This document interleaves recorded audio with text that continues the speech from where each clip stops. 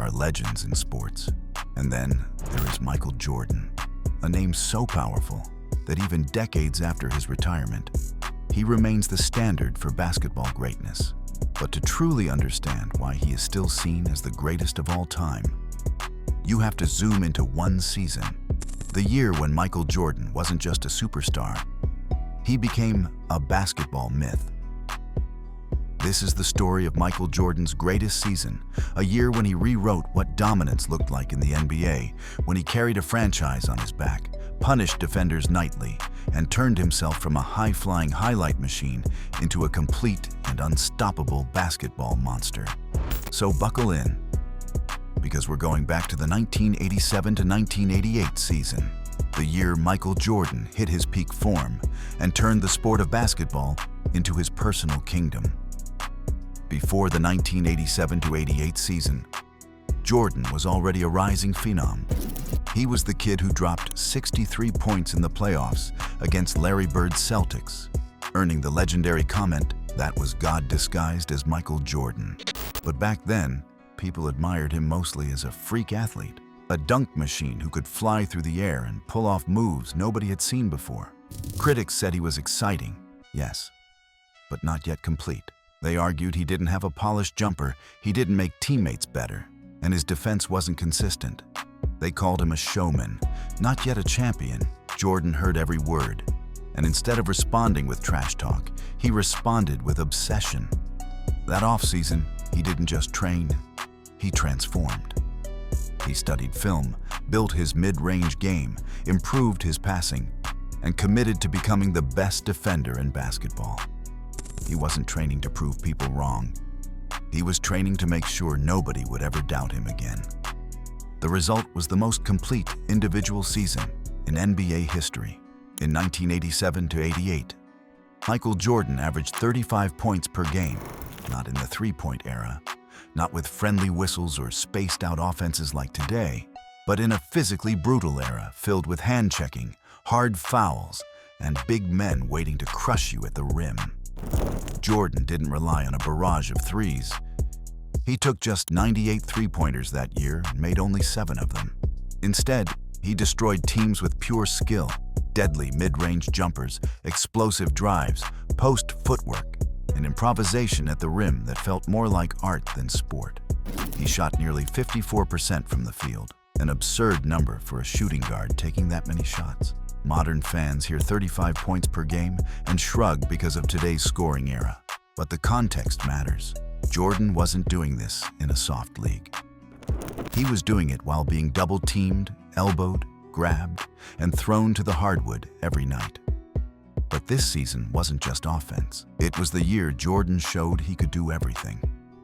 He averaged over 3 steals per game, led the league in steals, and became one of basketball's most terrifying perimeter defenders.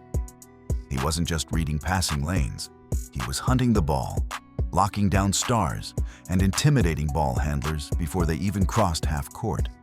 On top of that, he grabbed more than 5 rebounds per game and dished out more than 5 assists per night, operating as Chicago's primary scorer and secondary playmaker. He didn't pace himself for offense.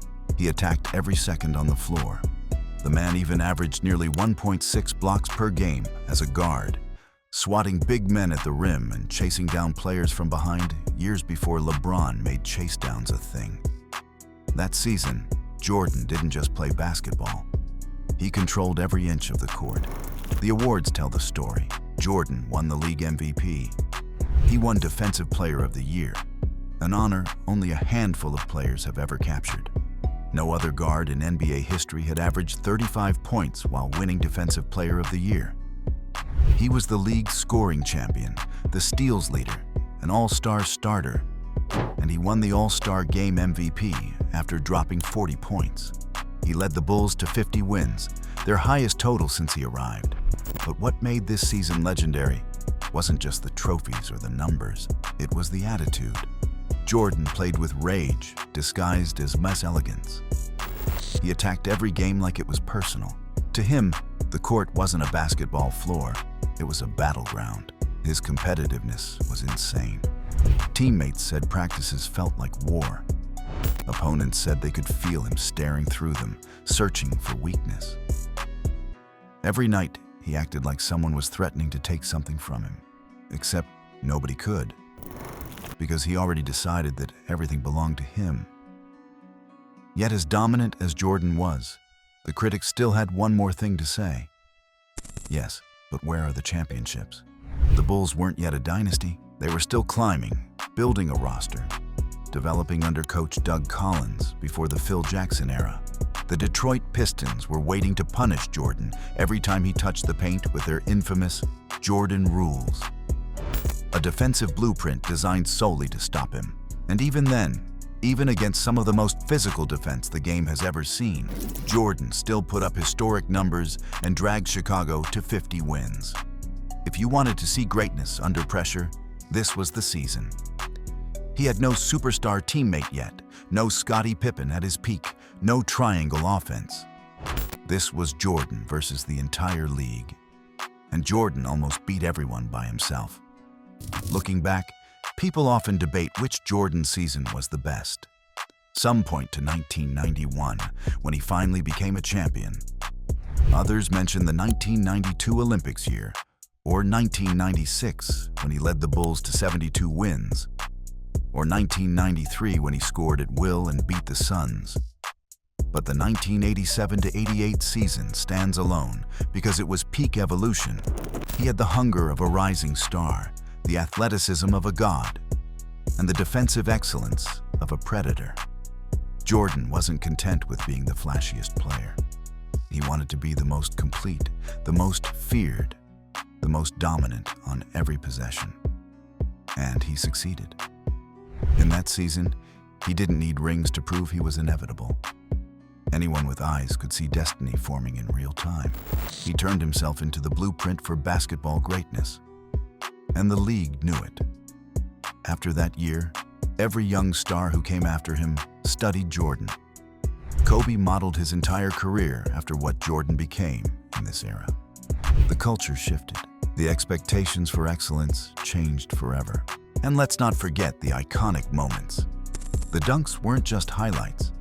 They felt like declarations of superiority. The hang time, the contortion, the smoothness. He floated, twisted, glided, and finished plays that felt impossible.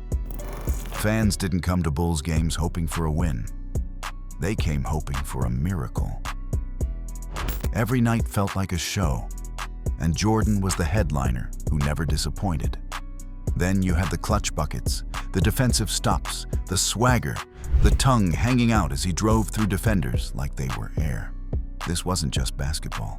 It was mythology being written one game at a time. And what makes it even scarier, Jordan wasn't satisfied. That hunger, that relentless edge, would soon turn into championships, MVPs, defensive accolades, and global superstardom. But it all started here. This was the season he became a complete basketball machine. When the season ended, everyone knew the league had a problem. Michael Jordan wasn't just entering his prime, he was the prime. He had proved he could score more than anyone, lock down more than anyone, and impact the game in every way possible. His mindset? Win or die trying. He didn't care about friendship on the court. He didn't care about narratives or excuses. He wanted to dominate, to outperform, to outwork, and to obliterate everything in front of him. That's why 1987-88 remains the most terrifying version of him. It was the raw Jordan, unfiltered, unstoppable, and uncompromising. If a player today ever averaged 35 points, led the league in steals, won MVP and Defensive Player of the Year in the same season, and carried his team to 50 wins, people would call it the greatest season in basketball history. Jordan actually did it. So, how good was Michael Jordan in his best season? He wasn't just good. He was perfect. He was the example. He was the warning to the future. He was the moment the GOAT wasn't just born, he was proven. No one has replicated that combination of skill, athleticism, defense, competitiveness, and dominance since. That season wasn't just Jordan at his best. It was basketball at its peak. He didn't wait for greatness. He made it. and the game has been chasing him ever since. If you enjoyed this breakdown of peak Michael Jordan, make sure to hit that subscribe button, drop a like, and comment which player you want us to cover next. This is basketball history. This is greatness. And this was Michael Jordan at his absolute best.